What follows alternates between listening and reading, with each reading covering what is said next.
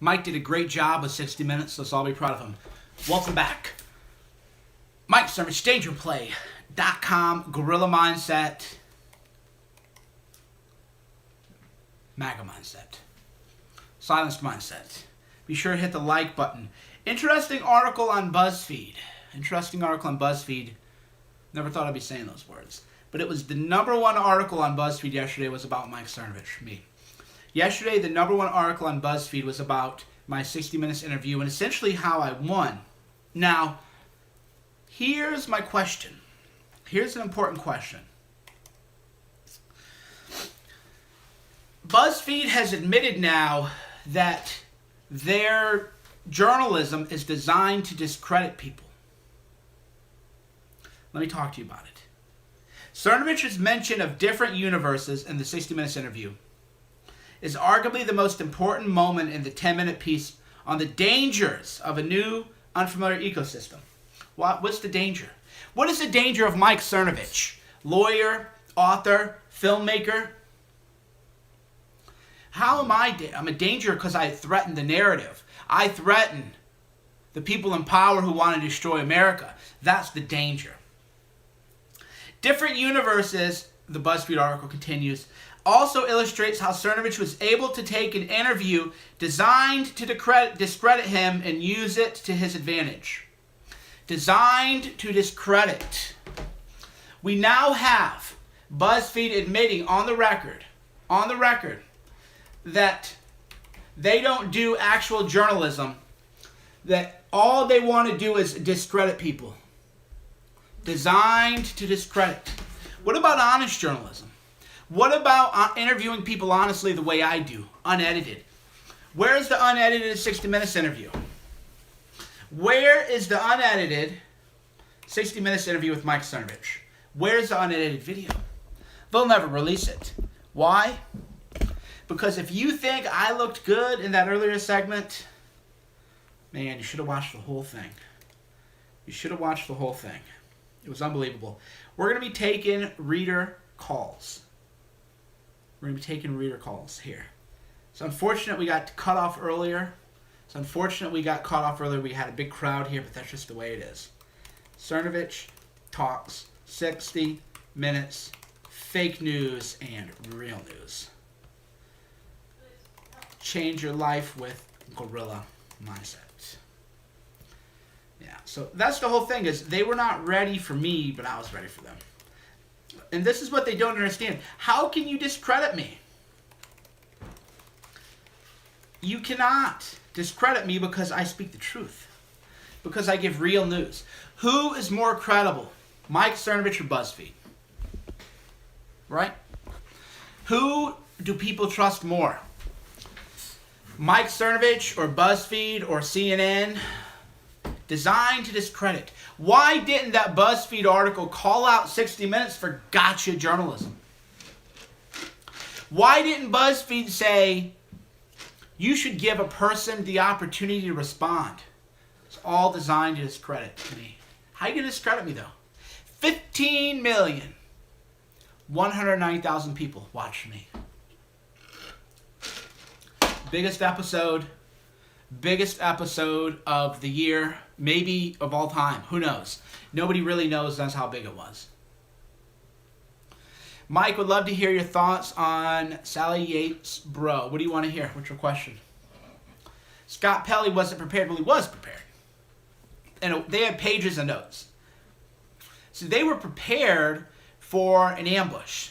Pages of notes and like producers telling them.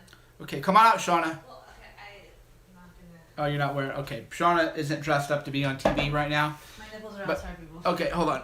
So here, you can come over here so they can hear you, but... Okay, go ahead. So, were they prepared for the 60 Minutes interview, and if so, how so? They had pages of notes, pages of questions, and then the producers would come out and say, oh, you missed question number 12 and 13. Okay, anything else? Any other questions we should be asking? Oh, yeah. They go back and, like, I think fact check stuff and then, come back. So it really was, like, an army of, like, 10 people against Michael. Exactly. How turned on were you? Big time. Big time. There you go. You heard it here first. So they were prepared. Scott Pelley was prepared. But the point that BuzzFeed article misses, and a lot of people miss about me, is they can be prepared, but I'm prepared too, right? I'm prepared too, and this is why I'm constantly underestimated, and I don't have any problem with that. I'm completely okay with people underestimating me. It's better they underestimate me. They were just not prepared. Mike, talk about Trump tweeting about you. Okay, first of all, don't say Mike, talk about. You always have to ask me what you want to talk about. Trump's Twitter. Trump is kind of doing 10% of what he should do with his Twitter. Trump is doing 10% of what he should do with his Twitter. Trump should tweet 10 times a day. We're good, bro. It's all good. Trump should tweet 10 times a day. All the time. He should be linking up to articles critical to the Clinton Foundation. He should be talking about the Iwan brothers. Why hasn't real Donald Trump tweeted about the Iwan brothers? I bet you forgot about that, right? I forgot about it until just now. The ISIS and the Muslim Brotherhood, which is kind of one and the same, had access to every email sent to and by Congress because of the IT department, the Democrats. Why is Trump not all over the Iwan Brothers story? Because his media team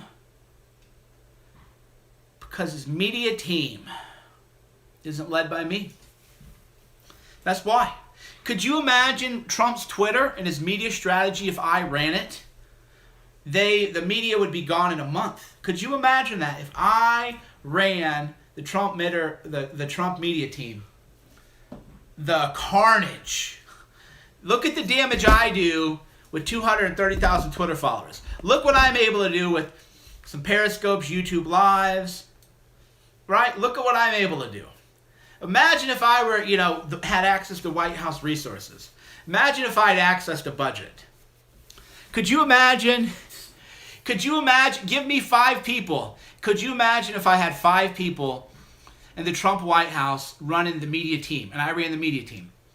And I would just tell people, here's what we're going to tweet. Here's the stories we're going to cover. Here's the news we're going to cover. Could you believe that? What they would do? They wouldn't know what to do. The media would be nonstop. They would just screech. They would freak out. But the Trump media team hasn't even reached out to me. Why has the Trump media team not reached out to me? We saw what I did on 60 Minutes. I don't want to shade Sean Spicer. He has a tough job. So this is not to insult Sean Spicer. But now that you've seen me on 60 Minutes, which is edited television, you've seen me now on edited television. Who is better, Sean Spicer or Mike Cernovich? Who is better at handling aggressive, hostile questioning, Sean Spicer or Mike Cernovich? Right? And this was, again, edited. I was edited TV. I was edited TV. This was edited TV. So now imagine if I ran the media strategy department and I told them, these are the stories that are hot. These are the issues that you have to hit. Guys, I don't want to work for the Trump campaign. I'm just telling them that that's what they need. Somebody aggressive who understands media the way I do. I'm not going to go work in D.C. You know how many big offers I've had to head media companies now? I'm not trying to be the CEO and then I'll be advertisers will own me. No. I like being right here, doing movies, writing books. Right? Why do I think Alex Jones apologized to James Alefantis? Well, James Alefantis should never have been identified by name. Only for what people knew. You should never identify a person by name unless you 100% know what they're doing. Right? So you got to be real careful. And also because that whole sideshow had become a distraction from the very real pedophilia within Deep State. It's strategy, guys. It's strategy. You got to look at the long-term vision. Here's a question, strategy question. If we really want to take down pedophiles in Deep State, Does it help us or hurt us to talk about a pizza parlor? I mean, seriously, this is a real question. If we want to take out pedophiles in deep state, does it help us or hurt us to talk about some pizza parlor? You know, do people have no idea how fucking weird that looks to people? Talking about children in a basement in a pizza parlor? Does nobody have any idea how fucking goofy, even if it were true, does anybody have an idea how fucking kooky that looks? Again, even if it's true, which I'm not saying it is, because I don't think that they were ever, I think people who were bad met there, for sure. But that's different. So you just have to look at it as like, what does that look like? Oh yeah, there's a pizza parlor, and underneath there, the basement, you know, there's an open bazaar of children, like it is Taken, like a Taken movie or something. Do you have any idea how kooky that looks and how goofy that looks? That makes, even if it were true, you wouldn't want to go down that route. You want to use what works, what's effective.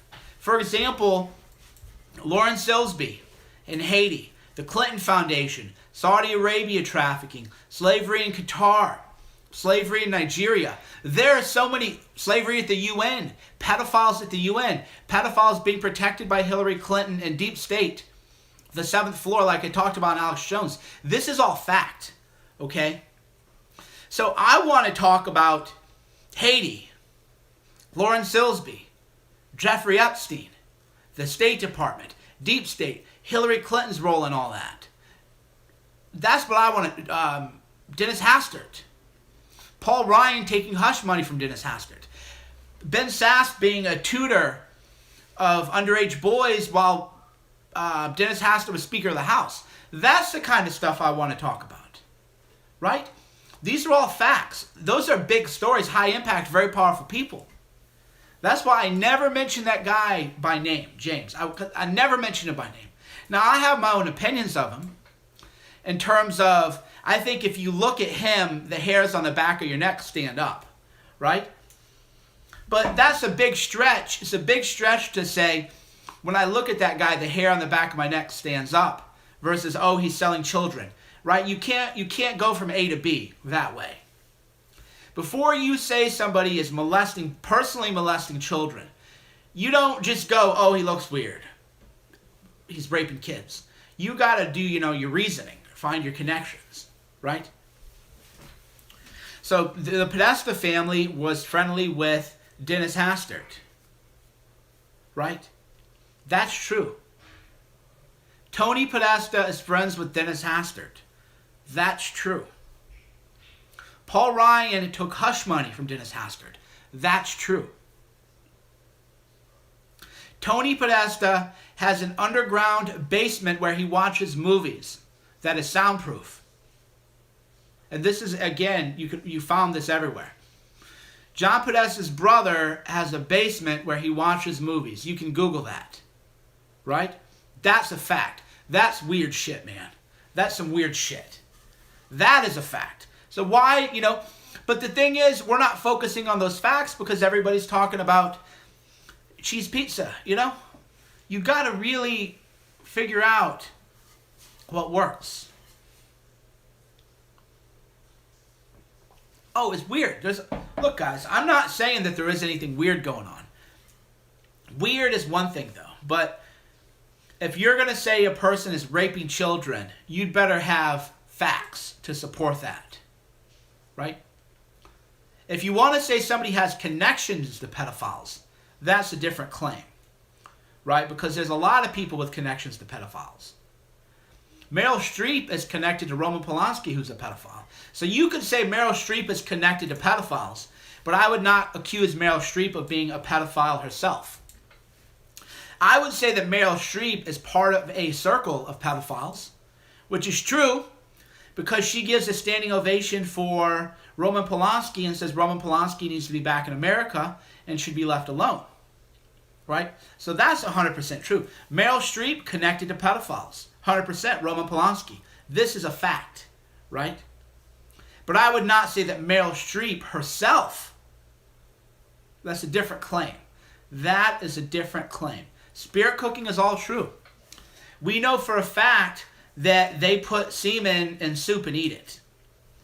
That is all verifiable. You can read the books yourself, right? So it's a fact that they're into weird occult shit, whatever that is. We know that they're into some weird, occultish, creepy stuff for sure. And I would, and again, I would not be surprised to learn that there's a lot of them are actually. Anthony Weiner is, of course, pedophile, child pornographer. Right, so we all know, that's the whole thing. We all know that that's all true, okay? So we get that. But the point is, we want to be very, very careful before you're saying one person is doing a specific thing. It's one thing to say a person has connections, right? It's another thing to say that they're doing it themselves. And you want to make sure that, you have some kind of thing. You want to be careful about that, and I am, I call out a lot of creepy people. There's a lot of creepy people who look like pedophiles, which is again different. There are a lot of people who look like, you can take a look at them and you can say, I think that person looks a certain way. And that's the truth. That's a different story though. So as you can see, we have a few haters showing up as usual. As usual, we have some haters showing up because I won the media. I won the media battle, but it's a war, and it's a war we're going to fight for the rest of our life. And I have to be now even more careful. Mike, you blocked me when I was defending Trump in your Periscope last week. Well, maybe your tone was off, or maybe it was an accidental block. Or maybe it was misunderstood. I don't really know. The truth is I have a lot of haters, though, and I don't really have time to deal with the nonsense. But I know now that I'm a bigger target. I'm an even bigger target. But that's exciting to me. That is definitely exciting to me. All right, we're going to take a few calls, right? I'm going to take a few calls. The number is 1-866-438.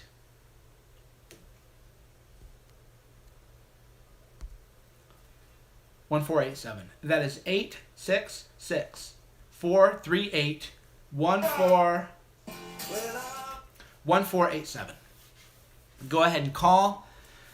Let me know what is on your mind. Oh, Rush Limbaugh talked about the 60-minute special. Yeah, you're right. I'm quick with the block because here's what a lot of people don't realize. I don't need more eyeballs because I don't sell advertising. Right? I don't sell advertising. So haters don't buy movies. They don't buy books. They don't support me in any way. They don't fund journalism. They don't fund films. They don't do anything actually productive. So I don't need anybody who hates me to watch me. I don't need, because I don't sell advertising. I am 100% supported by people who want real journalism. So we don't need the haters. What happened off air during the 60 Minutes interview shoot? It was good, man. They were nice people. I have no problem with what happened. I have the 60 Minutes episode that aired. I have zero issue, even though they were mean to me and insulted me. I don't have any problem about that segment. A lot of people who love me and care about me, they took it more personally than I did. They were like, how dare they call him nonsense? How dare they call him a liar? But the way I view it is that's their job, right? That's just their thing. But they let me get in my points. And that is what real journalism is. Real journalism is you can call me a monster. You can call me nonsense. You can attack me. But you got to give me a chance to reply. Which nobody ever, wants to do. So yeah, I don't have any, I didn't have a problem with it. But you also got to see in real time the difference between somebody who plays the media versus gets played. Right? They thought that by confronting me, they were going to own me or get me to do something dumb like other people do. Other people dance for the media like a little puppet. They thought they were going to get that, right? But California, how you doing? Hello? Hey, how are you? Hey, Mike. I'm well, thank you. I'm actually a OC native, so I had a question.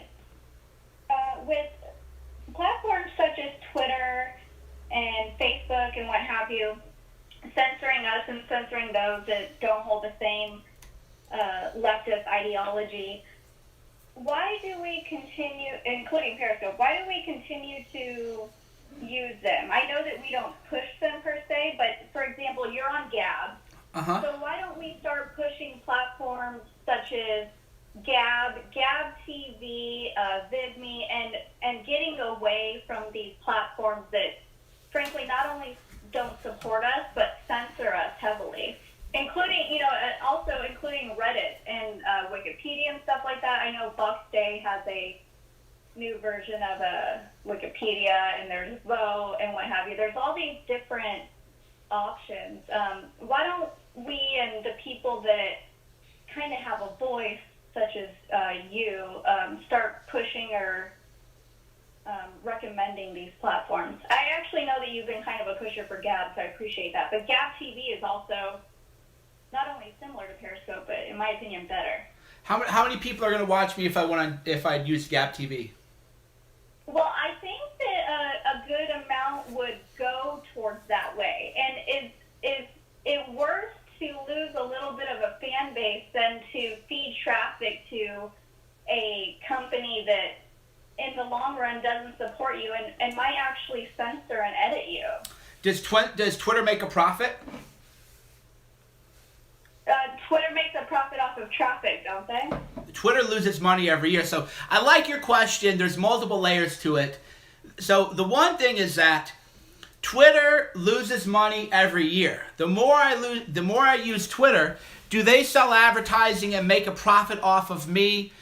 Sure. But they lose money overall. Now, another answer is that every time we leave and we go somewhere else, they follow us. And then they try to shut us down. We've tried the mindset is, well, let's just leave. We'll leave their platforms and then we'll start our own. The minute you do that, they go, well, you better bake a cake for somebody that we don't like or we're going to run you out of business. There is no escape. I am not going to ever abandon the battlefield. I'm going to stay on the battlefield. I'm going to make them kill me. I'm not, like somebody said in the YouTube comments, give them the hill. Now, I'm standing my ground. I have my hill, and I'm going to die on this hill, and I'm going to fight for it. And if they want to ban me, especially because I don't do anything wrong, I'm very, very careful on how I act. That will actually lead to a bigger network effect on Gab. So look at it from this perspective. I do promote Gab quite a bit, actually. But look at it like this. If I get banned from Twitter, that becomes the big story, and then that is going to get a lot of people to move to Gab. Way more than if I just let Gab tomorrow, right? So if I get banned from Twitter, that becomes a huge story, and then I go, okay, we're at Gab now, and then all those people are going to follow me. So you have to think of it as I think of things like a general. I think in terms of the battlefield. What happens if a general attacks me? How is this going to work? You never want to lose your ground. So I appreciate the sentiment. People do need to build alternative platforms. People do need to build Gab. Minds.com, a lot of people are using. I promoted Minds.com. I promoted Gab. We do need to build our own platforms, but we do not need to give up more ground. That has been the traditional conservative mindset, is to give up new ground. We can create alternative platforms, but I am not going to give up any ground. They're going to have to get rid of me. They're going to have to fire me. I'm not going to quit. It's a strategy thing. Overall, though, you're right. We do want to promote alternative platforms, which again is why I've done nothing but great things for Gab and given them a ton of free advertising. Gotcha. Well, it's a great viewpoint on your side as well. If I can get one more question in, can you recommend any hiking trails outside of Laguna? Because I know that you and your little doggo go often. Yeah, there is a state park right off of PCH. It's a great state park, great hiking trail. I don't remember what it's called. Oh, I know what you're talking about. Okay. Yeah, that's okay. a All great right. trail. Thanks for your call. Thanks, Mike. Have a good one. You too.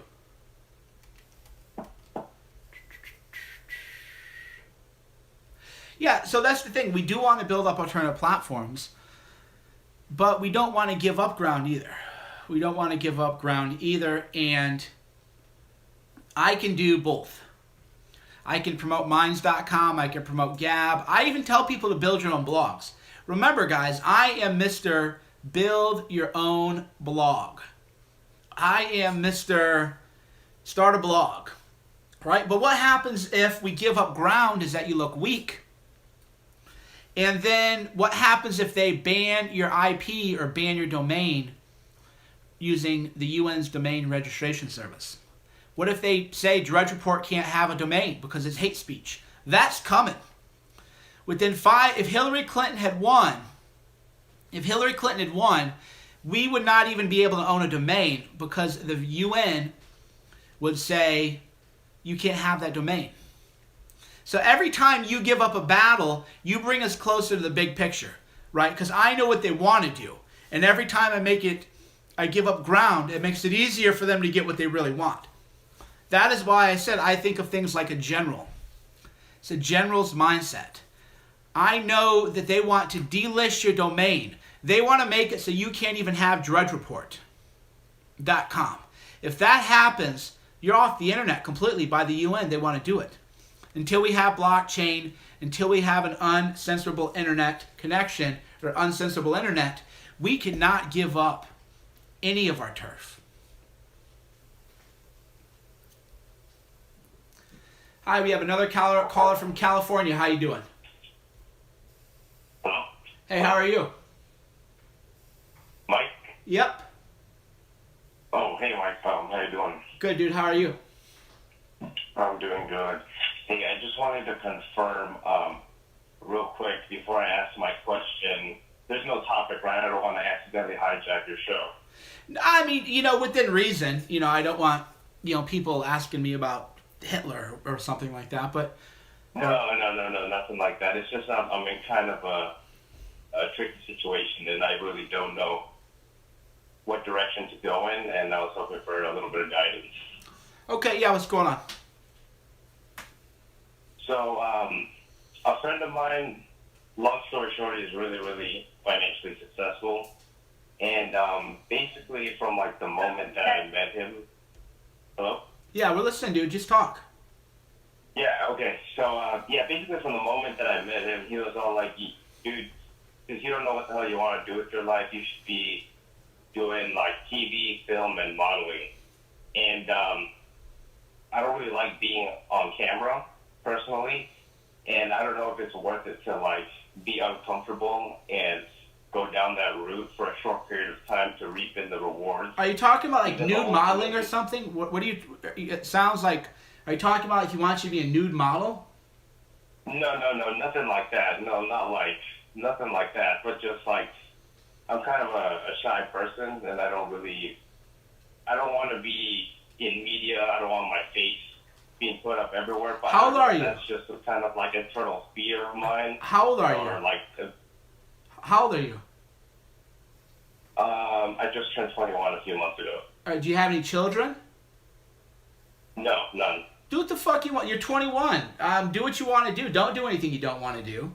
Go wait tables, man. Go live in an apartment with 5 other guys, wait tables, get a job, waiting tables, read a lot of books, go to the gym, have a lot of fun. You're 21. Yeah, if you don't want your picture on the internet, once your picture's on the internet, it's on there forever. You're 21, dude. Who cares? No, don't do anything you don't want to do. You don't have to compromise your values. Go travel, find a way to go in Chiang Mai, wait tables, save money.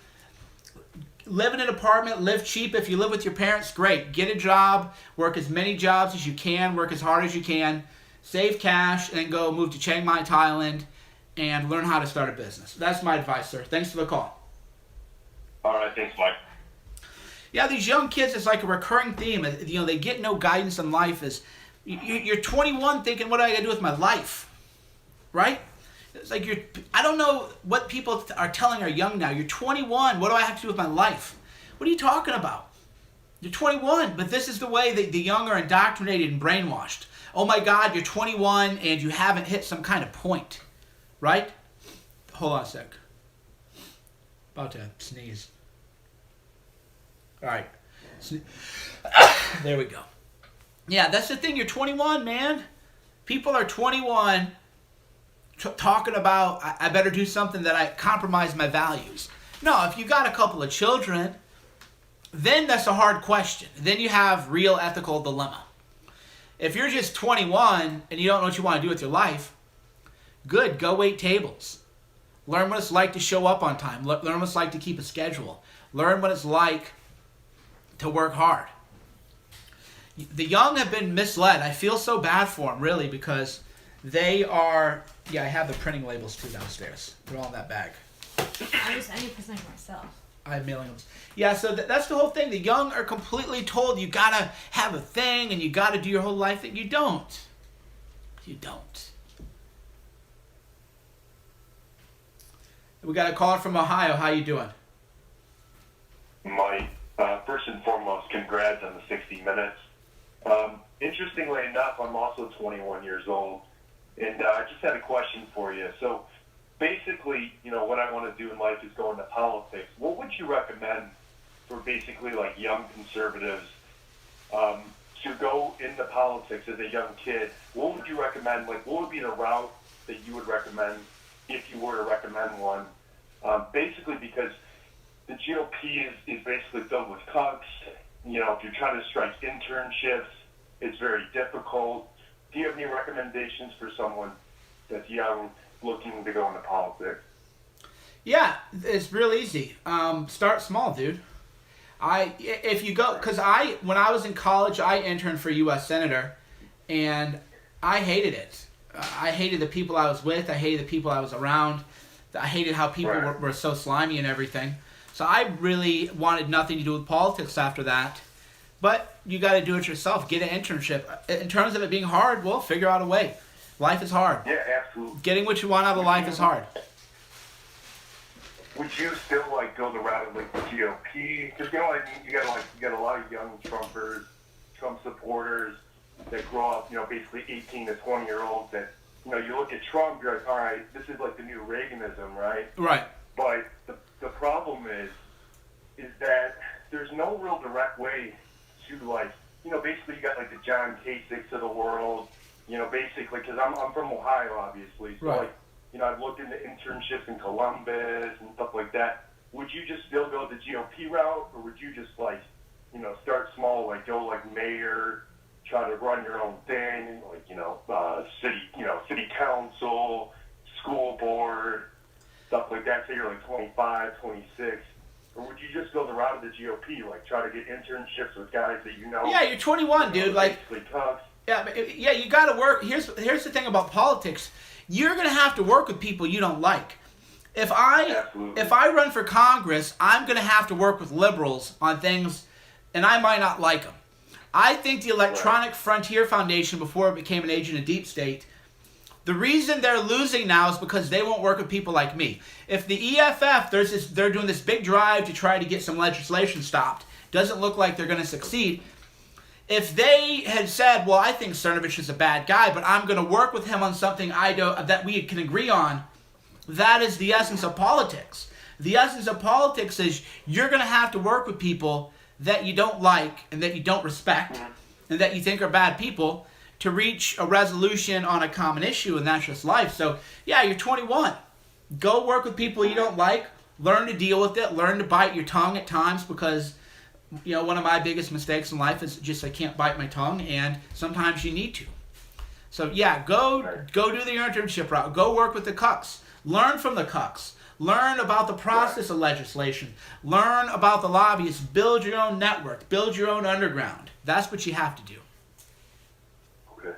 Thank you so much, Mike. I appreciate it. Thank you.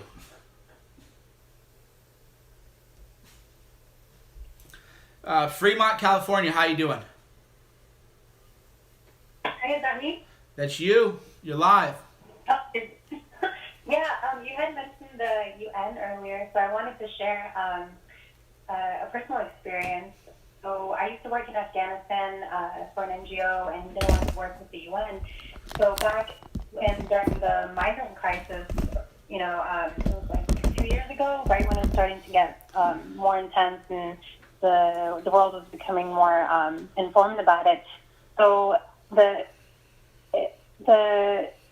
in actuality, the reason why, for example, people in Afghanistan were fleeing the country was 100% for economic reasons. And so we constantly get these requests from our head office in Europe, right, that, we need stories of people fleeing war. We need stories of people fleeing war. Right. So I was working on these stories for days trying to find, this type of narrative that they wanted us to find. And I couldn't find anything. I was searching everywhere far and wide, and it was the same story of middle-class Afghans who were selling their belongings, cars, land, homes, so they could send their sons over, to cross through to Europe. And even like the closest stories that were kind of close to what they wanted, they didn't use any of them. They just wasn't good enough for them.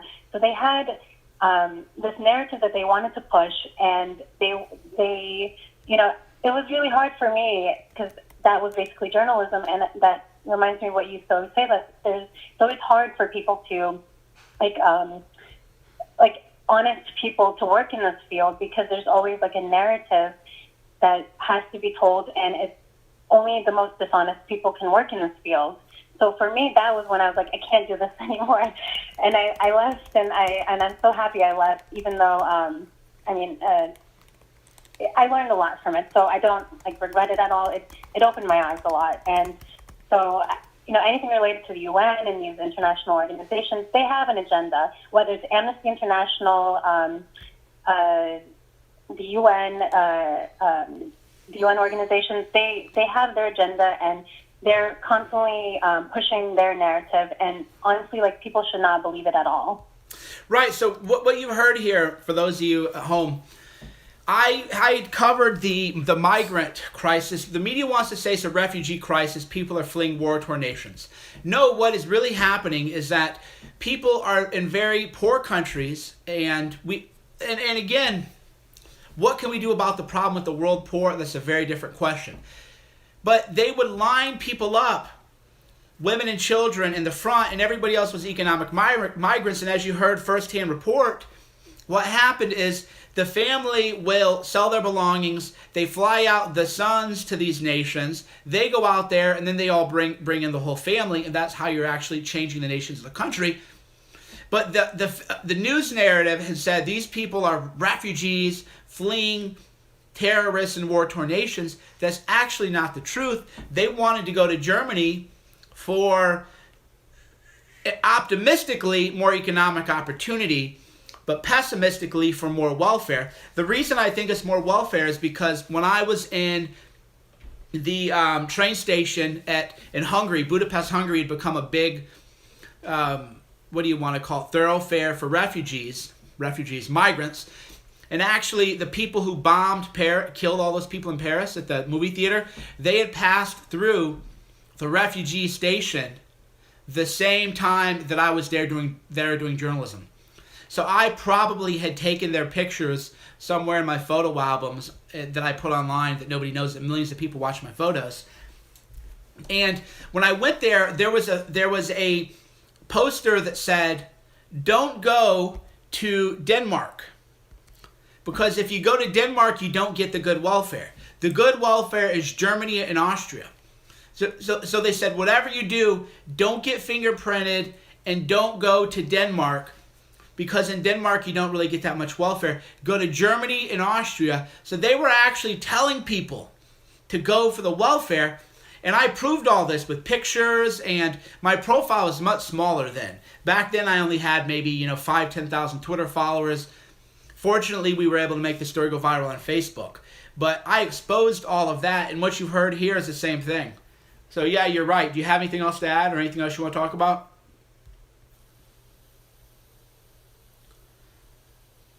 Hello? Hi, you still with us? Yeah. So now whenever I see these stories, I just completely assume it's all a lie Yeah. until I see a lot of evidence otherwise. But it's the stories. And here's another thing. So when you talk to these, so that's Europe. What about the U.S.? So I have a lot of Afghan friends, and they tell me about these Afghans who come here on these, special immigration visas, right? And they're brutally honest. Like, Afghans are really honest when it comes to these things. And I have a friend who told me that basically all of her neighbors in Sacramento, California, they all came on these special immigration visas because they worked for, like an NGO, or they worked for an American company. And that's all it really takes as a requirement, is you have to have worked for one of these companies or some type of organization that was funded by USAID. So what happens is all of these drivers and illiterate Afghans are here, including like cleaners, and they're like 5 family members. 5 children are here. They're supported on by taxpayer money. They're getting food stamps. They're getting They're getting money for tuition to go to college, community college. They're getting extra money as spending money. And there's literally a guy I've met. He literally thinks, I was invited by Obama. I'm Obama's guest. This is the mentality these people have, and people you never hear about it because you have to go to these places and talk to these people. But this is literally what they think like, and I've heard from one friend. She says that she's heard people say that they're ready to defend the Ummah, which is the Islamic community. I don't even know how to translate it properly. It's when the time comes in America. It's so crazy. You don't hear these stories, and I believe these stories should be told. And I am kind of in the process of shining some light on these stories, and I'm trying to get better ideas into doing this. So if you have any advice for me, I have these resources. So I would love to open Americans' eyes to these things these people coming in and, under the guise that they were supporting our troops or something, when really they weren't. They're getting paid very well as a driver or cleaner or whatever support staff, and their whole families are able to come in. And there's even a woman in Sacramento who walks around in a burqa, and she walks 2 feet behind her husband. And people have no clue if these are the people that are coming in, not these. They keep pushing the story of the guy who sacrificed an arm and a limb for his American soldier that he was translating for. Right. So it's just massive immigration fraud. In other words, is what you're telling me. Massive Yes. immigration fraud. Yeah, you can definitely. We should talk more about that offline about how to get that message out. But I agree, it definitely needs to be talked about more, and I'll get that kind of information out. Very important. Okay, cool. Thanks so much for answering my call. No, my pleasure. Good to talk to you. Yeah, massive immigration fraud everywhere, right? This is why we really need to expand Cernovich Media operations, and I've been working to expand operations because there's so much fraud going on. There are so many stories. Yeah, I have the best callers, of the smartest people call, and they're providing you real information that you're not going to get anywhere else. We got to expand operations, and I need to hire, full-time team. But that all, we got to grow slowly. Otherwise, you become too easy for the media to take out. Then they'll try to bankrupt me. By the way, if you haven't already, be sure to hit the like button and be sure to hit subscribe. Just ordered Gorilla Mindset. Will be here Friday. Awesome. So yeah, I wanted to follow her too, but I think she's, wants to stay anonymous. So be sure to hit the like button so we can get this YouTube channel built up. We want a big YouTube channel to get the message out even more. Albuquerque, New Mexico, how you doing? Hey, Mike, how you doing? Good, dude. I recognize you. How you doing? Yeah, good. That tough call to follow. That was some really intense information that she was just sharing. But just really quick, wanted to give you a shout out on the 60 Minutes. I loved the word use of epistemological. Yeah. I actually had to go and look it up because I got a pretty good vocabulary, but that is one that I can't say I'd heard before, and just wanted to give you some kudos on that for sure. Yeah, thanks, dude. Yeah, this is a philosophical term, so unless you had been a philosophy major or something like that, it isn't a word that most people are going to be familiar with. Right. And also, just for anybody out there who's watching or listening, if you haven't watched it already, definitely watch the interview, the Periscope that Mike did with the gentleman from South Africa. Oh, that was so powerful. On, I think, Sunday afternoon. Yeah. It is just absolutely riveting. I was out doing some yard work in the backyard listening, and I don't think any of us have any idea what's really going on over there. And I think my biggest takeaway from it was when the gentleman said that, they can't really, the media and governments can't really expose this because it would make them look like fools. Right. Because they're portraying this image of South Africa, but there's really just a horror show going on. So what do you think, Mike? What is it going to take, for that story? Somebody could win a Pulitzer doing that, covering that. Well, you would never win the Pulitzer. What's it going to take for that to get out there? Right. You could do Pulitzer. That's the thing. The Pulitzer is now fake news. You can only win Pulitzers if you do actually fake news. But yeah. Right. But yeah, I've been talking about funding a documentary, through Cernovich Media, through the Patreon, funding a documentary on genocide in South Africa. I've been thinking about that. So it's a story that needs to be told, and I did talk to the gentleman a little bit about if we could have some people that could show them around and let them tell stories and let them shoot their footage without them being, killed or murdered or become another horror story. And that's in the pipeline, so I need to find out a budget for that and find out how much that would cost, because it would be very, very important, I think. And would even though it would never win a Pulitzer because it would be real journalism, it's the kind of journalism that people really want and that people expect and that people demand. Yeah, I guess the Pulitzer probably now has lost its credibility.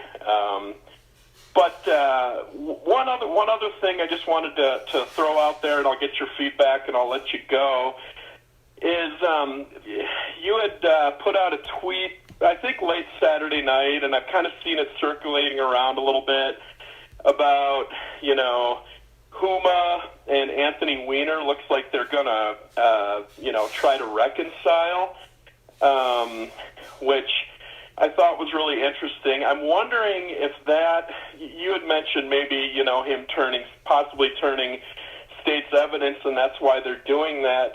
Do you think that Weiner backed up that Clinton server to use as potential blackmail? And now... Yeah, he had all the emails. Because he's got dirt on them, they've got dirt on him, and now the Justice Department wants to move forward and really examine the contents of what's on his laptop? Well, first of all, let's correct the record a little bit, because the media, this is a big story that I actually sat on because I had received it from a source and I wasn't sure if it was legit or not. But Uma and Anthony never actually split up. One of my readers, and now he's become kind of an internet friend of mine, got word from his neighborhood that they were seen together and they were spotted together, and he sent me pictures. This was back before the election, and he sent me pictures, but I didn't want to run with it because I wasn't sure if I was being maybe set up with a fake news story, and I don't ever want to get, for my own interest, I don't want to run anything bad, so I didn't run the story. But they have always been together, so actually maybe I will rerun the story now, because now that the news is talking about how they're working it out, the truth is that they had actually, you're right, great idea. I'm glad you called. I'm so glad you called. Today I'm going to report exclusively Cernovich Media. They are not reconciling. They were never divorced. They were never separated. There was nothing to reconcile, as they were always together, and they were spotted back before the election together in San Diego. It was always a sham. It was a PR lie. Fake news media never told the full truth. So I definitely need to get that story out. Thank you, Phil. Hey, thanks, Mike. Take care. Yeah, Uma and Weiner never split up. Let me see if I can find the email right now. You won't believe it. You're about to take an inside look at Real Journalism. Yeah, I never ran with the story though because I didn't know, for sure. I thought I was being set up because what you guys got to realize, a lot of people, what they're going to try to do is feed me fake stories, and then they can say, "Oh, we caught him doing fake news." Oh, Uma's my celebrity crush. Uma does it for me, but I know that there are people who are going to feed me fake stories to set me up. So that was why I was like, I didn't really know the source that well. I didn't know him all that much. So I wasn't really sure. So I passed on the story, but now, of course, it turned out to be true. But that's the thing, Cernovich Media, I just don't run with everything. I want to make sure that what I have is actually true and what I have is good, and that we don't give you ever false information. Now, again, nobody is perfect, but I definitely do my best. So for whatever reason, I can't find it. I don't know if maybe I got... Well, that's weird. It's not showing up. That's very weird. I wonder what happened there. Very, very, very weird indeed. But I will find the original exchange, the emails, and everything else about all this because, yeah, they had never actually split up. They were seen together. All right, we got time for a few more calls. If you hit the like button, get me to 250 likes right now. Austin, Texas, how you doing? Great, how you doing? Doing well. So along the lines of the first caller with the nefarious, I guess, activity of like Twitter, have you ever thought of anything like, I don't know if you're familiar with like Max Kaiser's like Karma Bank idea? Are you talking about like micropayments through Bitcoin and stuff like that? No, just more along the lines of like group, I guess, like, people banding together to like short the stock or like actually take action against. Oh, gotcha. The company that's essentially, taking action, like they're doing stuff against the user. So why wouldn't the user band together? Oh, okay, yeah. Stuff like that can be market rigging, and that can make you a target. But we definitely need to organize advertiser boycotts, and I've definitely given a lot of thought to doing more social activism type of stuff. 100%. We need to organize boycotts. We need to do to them what they do to us. But in terms of organizing people to short a stock, if I tell people what we're doing, the Securities and Exchange Commission, which is still controlled by Deep State, they could come after me and say that what I'm really doing is lying about stock and manipulating the market in order to profit off of my viewers and readers and listeners. So I stay very, very far away. I don't even trade individual stocks. I only buy ETFs and other kind of funds because I am a big target and I know they want to set me up big time. So I'm not going to go anywhere near anything like that. But if other people are doing that, then I got nothing to say about that. That as long as it's lawful and legal, then go for it. I found the idea interesting when I came across it's probably Karma Bank, and I just thought, I don't know, it's interesting. But yeah, enjoy your work. Thank you, dude. Thanks for the call. Yeah, I mean, I have to be extra careful. I'm careful with my taxes, which, by the way, I need to get filed. So I'm careful with everything because they're gunning for me big time. Cambridge, Massachusetts, how you doing? Hey, Mike, how you doing? Two things. Just on the last comment on stock shorting, I'm in that business. Stay away from it. Don't get involved in that. Like you just said, that there's no upside for you, and even recommending that to anybody. So do not go near that. Separately, on that note, Google, Facebook, and Twitter, via their censoring, are going to become great short in the market just because revenues will go lower as they continue to censor. Censorship is likely not very friendly for the stock owners at this point. Great point. So let's move on from. It's a great point that you mentioned though, which is that, and we had a caller call in last night on my other show, The Right Mindset, where there are a lot of people, like, look at the analytics on Paul Joseph Watson on YouTube, Dave Collin, Sargon of Akkad, Lauren Southern, PJW. There's so many people on YouTube. Those people have millions of people as a fan base. PewDiePie, 44 million followers or 55 million. There's so many I can't even keep track. So you're right. The business implications of censorship are going to be far more severe than anticipated. Yeah, you don't need to do a short, what would be called a short selling attack. That will get you in trouble. This will take care of itself. So just let the market forces take care of it. I have smart hedge fund friends who are circling these stocks in anticipation of a revenue drop off. The point I was really calling in on was, your topic of fake news. There's a media company I think everyone should focus on and start reading if you want to know where they're going. It's Atlantic Media, owned by David Bradley. He owns The Atlantic. He owns Defense One and another a bunch of other kinds of media companies. And Alex Jones today is highlighting an article about the continuity of government and how, basically that's how they're going to take out Trump. You can go find the article on their website.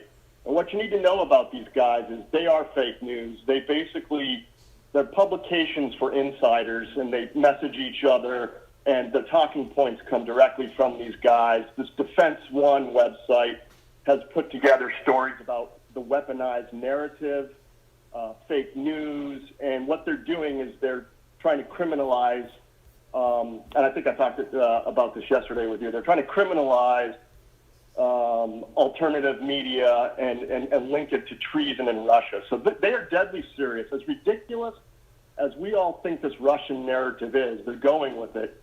And I think Dick Cheney emerging from the shadows on yesterday, talking about the Russian interference as an act of war, he just decloaked himself. He's involved. The neocons and the Dems have lined up, and they're going to go after Trump for impeachment. That's it.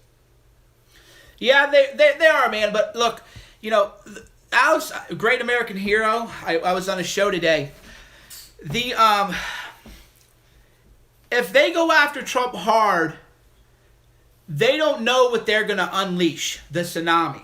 Here's the thing that a lot of people aren't realizing, and this is why I don't show my full cards, is if you tell people like me and the tens of millions of people in America who agree with me that there is no law and that they are going to break the law to put us in prison, to harm us, to kill people, if they send a message to people like us that that is what they're going to do, they are going to get more than they anticipate. And I'm not going to go into details on that.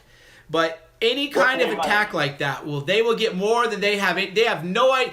Just like when 60 Minutes had me on, they thought that they were going to steamroll me and that they controlled the frame and that they were going to win. They had no idea what the heck they were getting themselves into.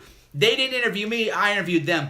Deep State, the pedophiles, the media, if they go after Trump the way they want to, and they decide that they want to be lawless, they have no idea what they're going to get themselves into. Hey, Mike, quick comment on that.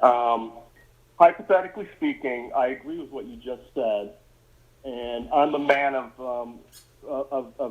many means, and I am not a pajama warrior. And if they went that route, I'm not going to be, or I'm not saying me. I'm saying people like me won't be in the streets with the useful idiots fighting Antifa.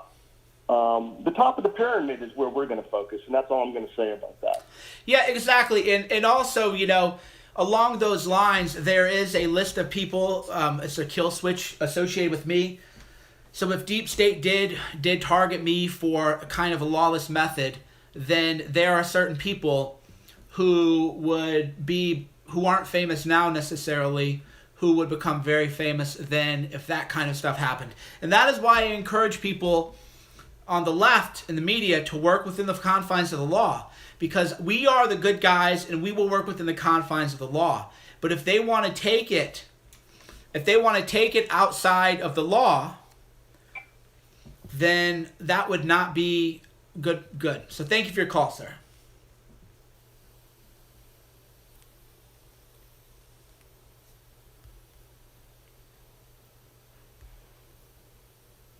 Hey, we got a caller from Fresno. How you doing? Oh, is this me? It's Hello. you. We hear you. Hi, Mike. You said to call in if I have a genuine question. Okay.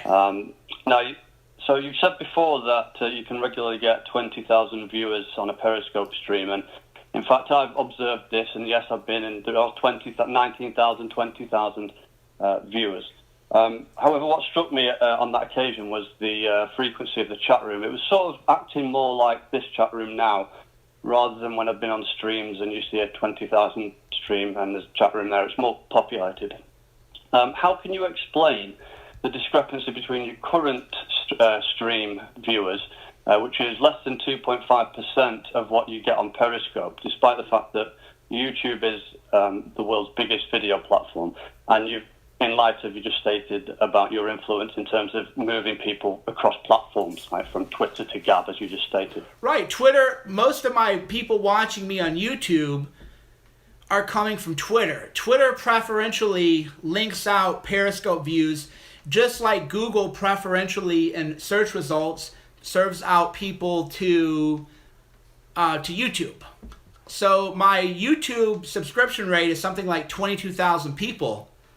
And when I do a stream, how many of those people who subscribe are going to be able to watch it live or whatever? So yeah, my views are currently YouTube all in. I'm doing 5,000-10,000 a video as we build our way back up. And once my subscriber base rises, then that's going to rise too. So you're saying it just you need more time to grow the channel? Oh, my YouTube's tiny. No, yeah, I mean, my YouTube's tiny right now. The YouTube is very frustrating that my YouTube gets fewer views than my podcast get listens. But on the other hand... Well, can I just give you some feedback on that, though? Yeah. I actually am not subscribed to you, and yet I received an advertisement for this stream. Mm-hmm. Well, that's good. So, yeah, we're building it up. And every platform takes time to build up. So I have a new Medium account. So I'm building up my Medium. I'm building, all these different multiple platforms. So yeah, my YouTube was going to be, it's going to take me a year or two to build up. Can I ask, I'm sorry, can I ask you, how fast do you expect it to grow? Because I've observed that you've had about less than 500 viewers on a YouTube stream for about a month now. So how fast can you bring these 20,000? Because that's quite a discrepancy. You're only getting 2.5%, less than 2.5%. Yeah, now, exactly. Exactly. If you were so influential, how come you can't move those people faster? Well, I mean, the interesting thing is that you're a passive-aggressive little beta bitch who snipes at people and are jealous of me, and you're a hater. Not at all. And you're a little punk. Genuine question. You're a little punk bitch. You're a little punk bitch. You're a little punk bitch who's talking shit, and you're a little worm, and you can't do anything in life. So, see that guy? I'm just asking questions. Just asking questions. Why is your YouTube not as big as your other platforms? Gee, I don't know. Why is a platform that I only... Just a little, passive-aggressive little bitch boy wanting to call in. He played the whole, I have some questions. So that's the whole thing is, Mike, why is it that a platform you've only recently begun building isn't as large as your other platforms that you've spent years building? I've noticed a discrepancy. And then you notice he says, Mike, I don't even subscribe to your channel. It was streamed to me by an advertisement, but he knows everything about my traffic, right? That is just a typical little beta bitch boy, and a lot of people hate like that. He'll never say, he doesn't have the courage to confront people. They just ask questions. That's what they do. They just ask questions. So you got to see it right there. This guy, I can tell you, does not have any success with women, no success in business, no friends. He has no accomplishments, has not succeeded. Why? Because this isn't how men talk. Men don't, I'm going to ask questions in snide little passive-aggressive little ways. That isn't how men talk. Could you imagine him approaching a woman? Well, I noticed you kind of over here. He would trip over himself. He is so friend-zoned. That guy, he has no success with women, no success in business or in life, because he's just some little passive-aggressive beta bitch boy. He should just confront me. He should just say, Cernovich, you're a liar. I don't think you're influential. Man to man. That's what a man would do. A man would say, Cernovich, I think you're full of shit, and I want to debate you. And then I would say, whoa, okay, let's get into the ring. Let's debate. Let's be men about it. Or even women. Women don't even talk like that. Let's just be honest people. But I just want to ask questions. I'm being quite genuine, and I'm going to pretend to not know. I'm going to pretend that I don't watch you, but I know everything about your stats, right? That guy right there, and we shouldn't spend too much time on it, but it's a teaching point. That guy right there has failed in everything in life. That guy right there is a first-class loser. You got to see Mike. Right there. He's calling back. Mike, He's calling back. He's so shook now. He keeps hanging up and calling back. That's how shook this little beta bitch boy is. He's such a little beta bitch cock that he keeps hanging up and calling back and hanging up and calling back and hanging up and calling back. But you know what? You just got sunned. You can't come back. You're not welcome, because we only want people with integrity on this channel. This is a little punk right here. You got to watch it in real time. What a first-class loser is. What a person with no integrity, a person with no character, a person who cannot have the courage of his convictions to speak his mind. You got to watch that live. All right, we got another caller. What if he genuinely was just dumb? New York, how you doing? Hey, Mike. First of all, I just wanted to say for the woman who was calling in before about the refugee crisis in Europe, she should look into the Wahhabization of Bosnia and the parallels between that and how the Saudis funded a mosque there, and how now Saudi Arabia and Qatar are funding mosques, Islamic centers, Great Muslim point. student associations in America, as well as David Horowitz's work with the Muslim Student Association. Yeah, you're right. It's an invasion. The Saudis, what the caller said, he threw a lot out there for people who don't know. What the Saudi government does, rather than take in refugees with all of the money they have, and all of the land and the space that they have, rather than take in migrants and help build up the Middle East, what they do is they want to spread Islam. This is how they're doing it. They put mosques in Bosnia to import Muslims there. Now they're trying to do it to America. They wanted to they wanted to put over 1,000 mosques in Europe, because to them it's an invasion. This isn't a refugee crisis. This is migration is really an invasion. Yeah, and so my question to you regarding the media topic is, what do you think is the future of the mainstream media? Do you think it's going to actually adapt and try to change and compete with the new media, or do you think it's going to falter? And then what do you think is going to be the signs of either one of those happening? And then also, what are you going to do in parallel? How are you going to continue your fight and change your fight now that you've kind of had this huge appearance on the mainstream? Yeah, so here's the thing. Advertisers support the fake news media or the mainstream media, and what is happening are that advertising does not convert. The way I put it is that 15 million people watch me on CNN, and maybe out of the whole deal I sold 100 books.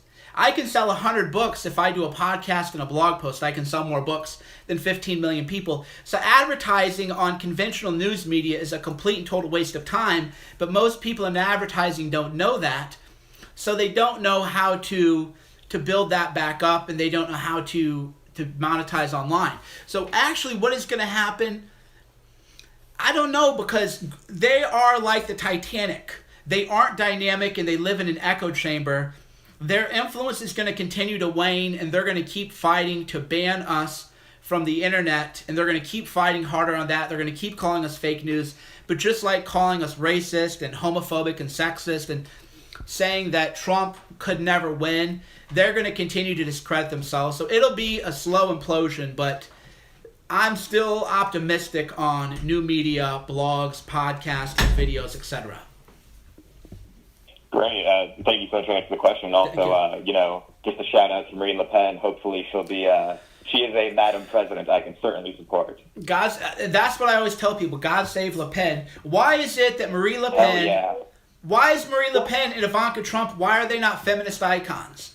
Why are they not feminist icons? Right? They should be. Marion Le Pen and Ivanka Trump, it's amazing. Like, two incredibly talented, intelligent, successful women, also just incredibly gorgeous. Exactly. So thank you for the call, sir. Thank you so much. Illinois, how you doing? Mike. How you doing? Michael. Yes. Hey, what's up, buddy? Hey, listen, first of all, I wanted to tell you I'm 52 years old. I never followed politics before this election until I started seeing your counter attacks on the mainstream media, which I always used to watch. And it got me so involved. It's the first time in 20 years that I voted. I came from a Democratic family. I also want to thank you. I picked up your books, and it's making, I haven't read all three of them. I started with Guerrilla Mindset, and it's already making a big difference in my life. So I want to thank you for that. I want to thank you for your inspiration. And the one thing I want to ask you is, why isn't the Trump social media division or whoever runs it, why is it that they seem to have aligned with you guys before the election, and now after the election they've turned into pussies? And I don't understand why. I don't know. This guy got elected because of soldiers like you and InfoWars and Stefan and Paul Joseph Watson. The mainstream media is so discredited right now and so weak. Why doesn't the Trump team just embrace you guys and make you official warriors for their cause instead of unofficial warriors? I don't understand. I really don't understand why. It's almost, with all the Trump followers he has on Twitter, why is it that they turned into cowards and just don't embrace you guys 100%?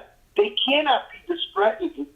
I mean, it's almost like they're afraid of being discredited, and they're going up against the most discredited media in the world. I don't understand it. What's your take on it?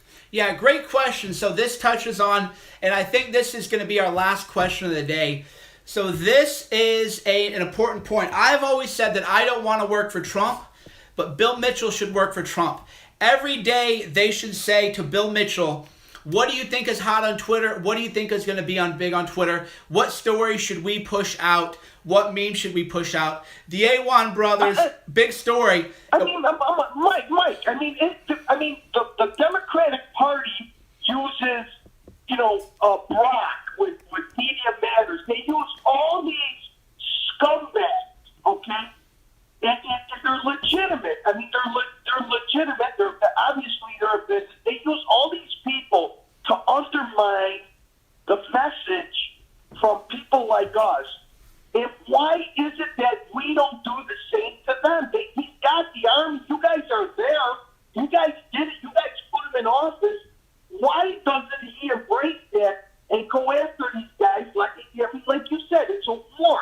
You guys are the general. They got the army. They need the leadership. And then he's got these. They're like mutts. His social media team are like mutts. They should have an army of people setting out the news agenda every day. And you're never going to find the mainstream media weaker than they are now. Why not put these guys underground? They're clueless. They still don't really understand. They still don't understand new media. I mean, does anybody, and again, I don't want to shade specific people or make them look bad, but we just have to be honest here, which is what I do.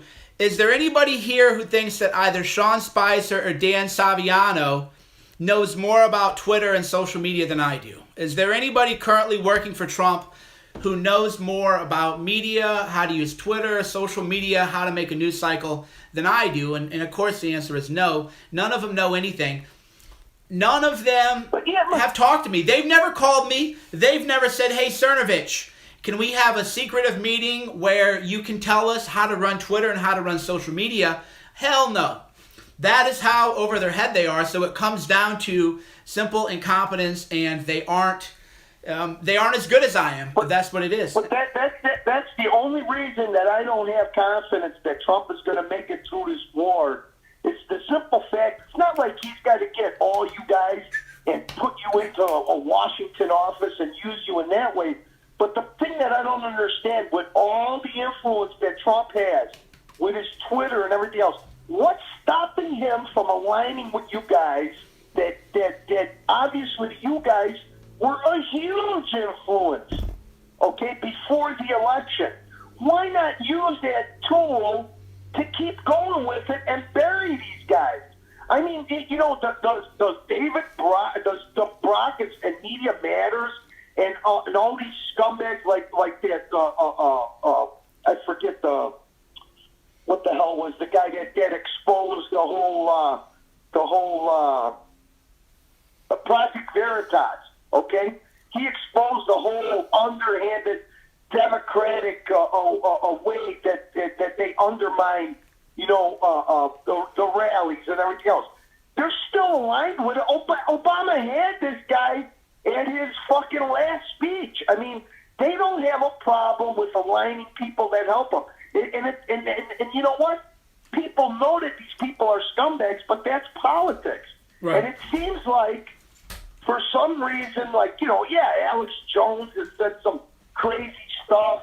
You've been controversial. Paul Joseph Watson has been controversial. But the thing is, who cares? You guys are effective. Who cares? The people that follow you guys know that you know, they follow you guys for a reason. Why doesn't his team just embrace that and run with it and bury these guys? Because the Democrats embrace the scumbags, you know, like David Brock and all these underhanded people that they have, because that's the way they go. They go forward. That's the way they win the war. That's the way they win the war. When I see Sean Spicer, I mean, he's like a politically correct, like, you know, Muppet up there, and he gets. I mean, look at. They're not even questions. The media attacks him, you know, and he seems to not be able to attack back, which is fine when you're on TV and you're on the mainstream media deal. But social media is social media to me is gloves off, you know, hard hitting, and that's what you guys do. Why doesn't I don't see why they're not embracing you guys. I just don't get it. You guys were so effective, and it seems like they totally backed off on it. Whereas before the election, you know, it's, you know, I mean, I even saw. I agree. Thank you for your call. Jones show. Why don't they embrace you guys? I agree. Thank you for the call. We're going to end on that note, actually. Yeah, he's 100% right. I like the passionate callers. I like when people talk a lot, because then that allows me. Remember, most people in talk radio, I've gone for almost 2 hours today, counting my other stream. Most people in talk radio, they have commercial breaks for this, producer breaks, and everything.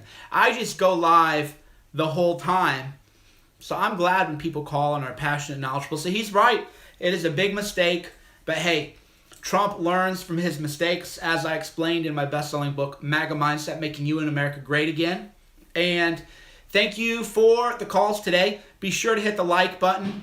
Be sure to hit the subscribe button. We are building up the YouTube channel. We want the YouTube channel. I want to be doing 100,000 views a video by the end of the year. My target is, I'm thinking, by, what is it? It's April, essentially. Within 9 months, I want to be doing 100,000 views a video. Those are a lot of views, but we'll see. That's what we're working towards. That's what we're working on. So we're going to keep building it up. You help me every time you hit the like button, every time you subscribe. It really makes a difference. So thanks for tuning in. Mike Cernovich, DangerandPlay.com, Gorilla Mindset, MAGA Mindset, Silenced. You can watch my documentary on free speech on Amazon, iTunes, and Vimeo, although Amazon's a great place to buy it. I'm going to be streaming again live tomorrow, so I'll talk to you then.